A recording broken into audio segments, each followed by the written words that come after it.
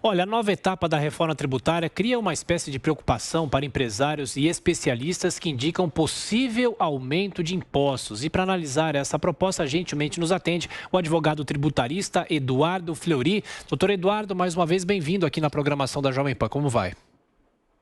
Tudo bem? Bom dia a todo mundo, bom dia, Thiago.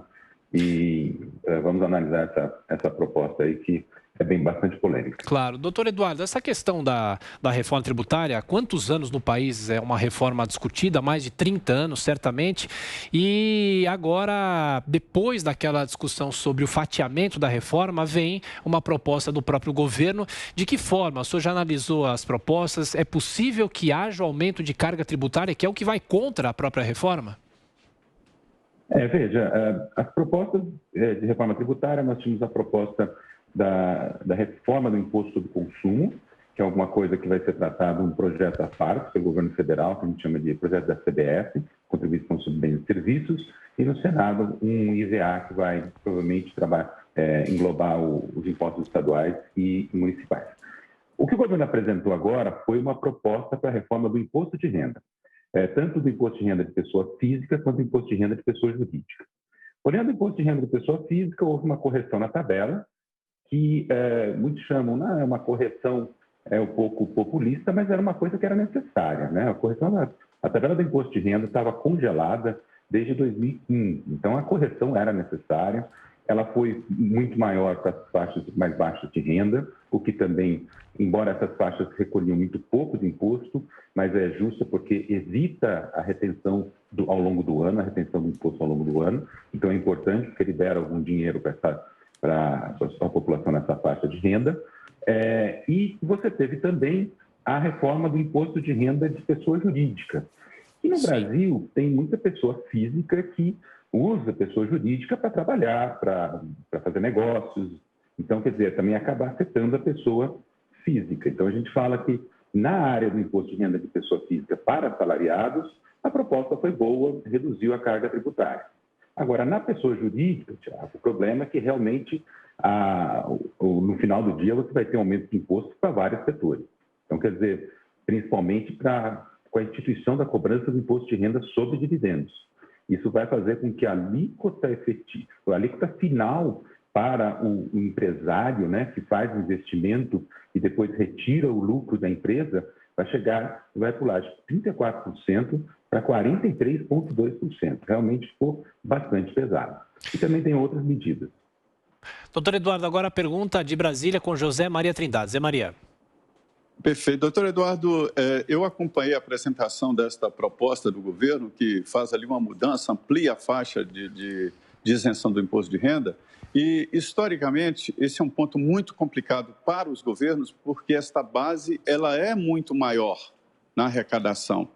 E fica muito difícil realmente ampliar as faixas de isenção do imposto de renda, porque é a arrecadação maior. Daí, todos os governos, todos passados, tradicionalmente, resistem em atualizar a faixa de isenção.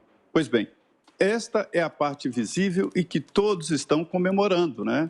Mas existe a outra reforma que os empresários estão muito preocupados. Dizem que é uma reforma estrutural, que é um aumento de impostos para a pessoa jurídica.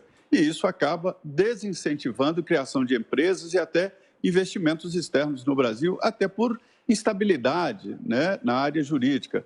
O senhor acha que é tão profunda assim esta mudança na cobrança de impostos para empresas e pode apagar os ganhos advindos aí desta atualização da tabela de contribuição do imposto de renda à pessoa física?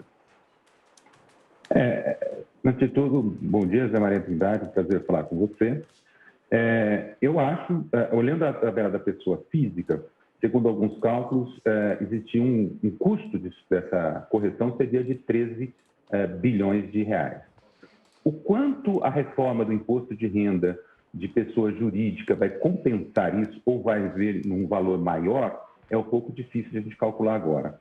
Mas, fazendo uma primeira avaliação, eu diria que o que eles vão arrecadar, se o projeto for aprovado na forma apresentada, o que eles vão arrecadar deverá superar os 13, 14 bilhões que eles estão perdendo na pessoa física. Então, olhando o global, talvez a gente tenha um aumento de carga. Esse é o primeiro ponto que eu gostaria de enfatizar. Mas, assim, repito, que o cálculo do aumento do imposto de renda de pessoas jurídicas é muito cedo para ser feito.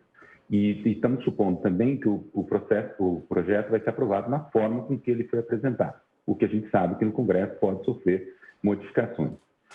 A grande questão que eu vejo agora, só colocando sobre essa questão da pessoa jurídica, é que quando você cria um imposto sobre dividendos nesse momento, independente da gente entrar no mérito, se a gente deve tributar mais os lucros ou não, é que nesse momento, depois da pandemia, quando as empresas consumiram a sua poupança em função de todas as dificuldades que elas tiveram, você tirar capital, porque no final do dia é tirar capital, né? Porque todo lucro, uma parte do lucro acaba sendo reinvestido.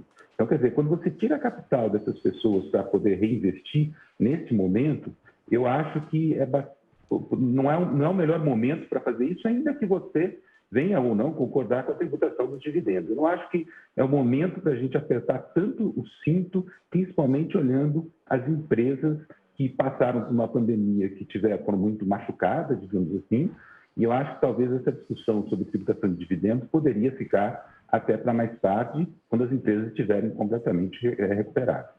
Estamos conversando com o advogado tributarista Eduardo Fleury. Agora a pergunta de Joel Pinheiro da Fonseca. Doutor Eduardo, bom dia. Quando se discute uma reforma tributária, em geral, a gente pensa em alguns objetivos, né? Um deles é que a economia e a tributação no Brasil se torne mais eficiente, dando ganho de produtividade à economia. Outro é que a tributação seja mais progressiva, taxando mais os mais ricos, menos os mais pobres, para aumentar a justiça social. Como é que o senhor considera esses dois pontos com relação à proposta feita pelo governo agora? Bom, do ponto de vista de progressividade, se você olhar, quando você vê os números da Receita Federal, de quem recebe mais dividendos, né, que a Receita Federal não abre tanto esses números para nós, mas dá para a gente fazer algumas simulações, a gente pode dizer que, em tese, quem recebe dividendos, né, foi mais atingido, né, vamos colocar da seguinte forma. Então, nesse sentido, ela seria um pouco mais progressiva.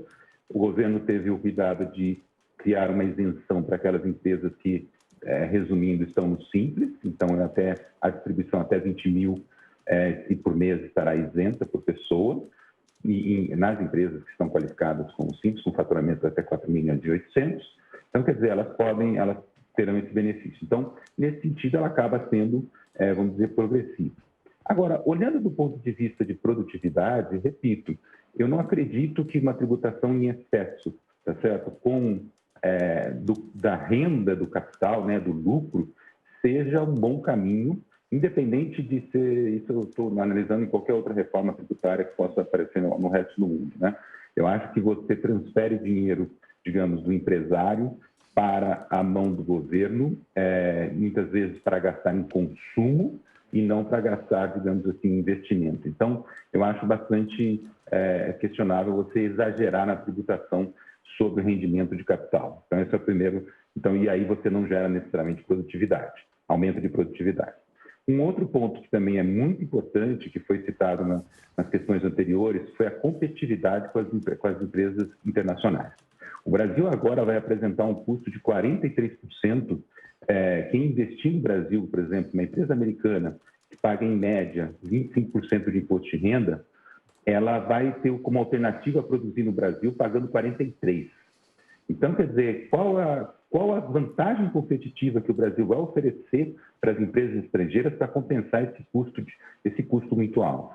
Então, quer dizer, o governo, nesse sentido, deveria rever a proposta que tributa os dividendos na distribuição para o exterior.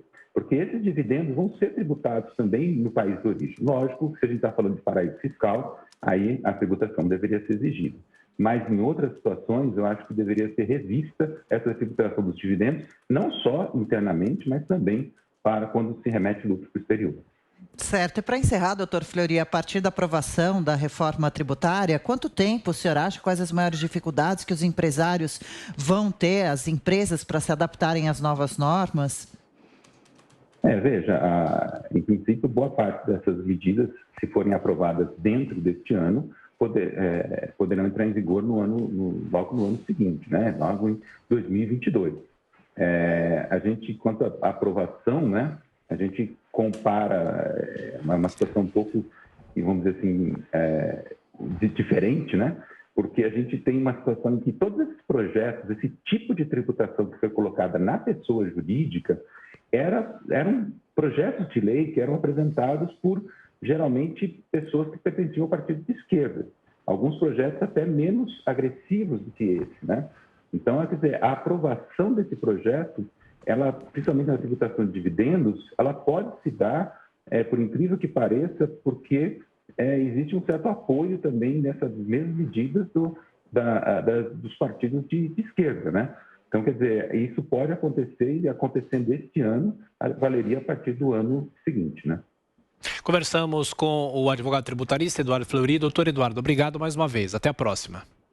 Obrigado pela oportunidade.